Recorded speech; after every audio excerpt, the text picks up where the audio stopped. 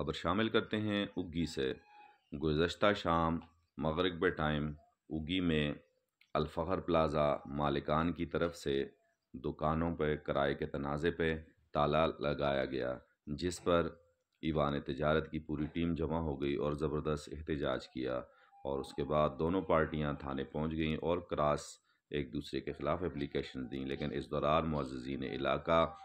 اور عمائدین علاقہ نے اس میں مداخلت کی اور رات 11 بجے تک ایک طویل مذاکرات کیے، جس میں میڈیا کے نمائندوں نے بھی شرکت کی اور بیٹھ کر خوش اسلوبی سے یہ معاملہ حل کیا اور ایک معاہدہ تحریر کیا،